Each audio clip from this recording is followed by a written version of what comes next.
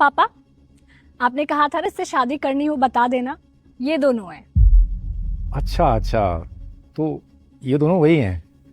हाँ पापा, ये है संजू, मेरे बचपन का दोस्त है और मेरा बेस्ट फ्रेंड भी है।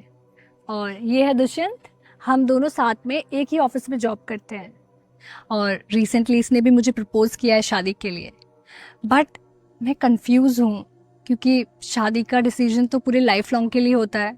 तो आप ही कुछ हेल्प कर दो मेरी। ठीक, अभी दूर किए देता हूँ।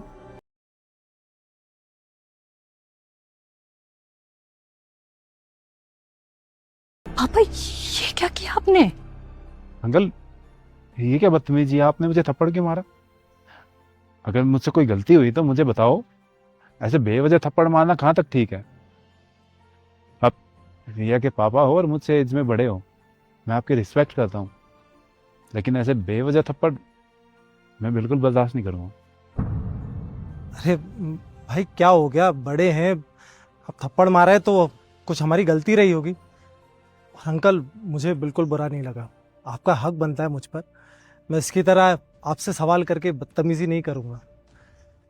आप मेरे पापा जैसे हो।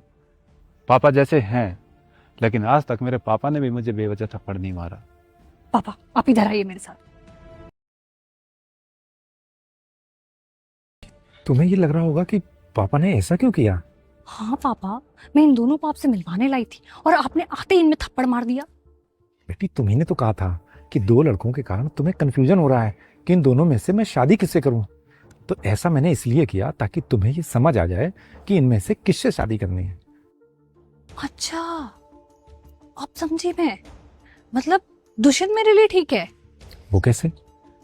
जैसे ही आपने थप्पड़ मारा तो दुष्यंत ने बोला था कि कोई बात नहीं, बड़े हैं आप, मेरे पापा जैसे हैं। उसने आपसे कोई बदतमीजी नहीं की। और वहीं जब आपने संजू को थप्पड़ मारा तो उसने आपको उल्टा जवाब दिया और उसने आपसे पूछा कि आपने थप्पड़ क्यों मारा।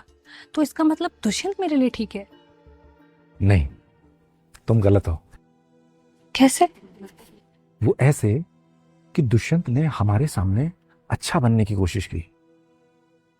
वो दिखावा कर रहा था, वो वैसा है नहीं जैसा दिख रहा था।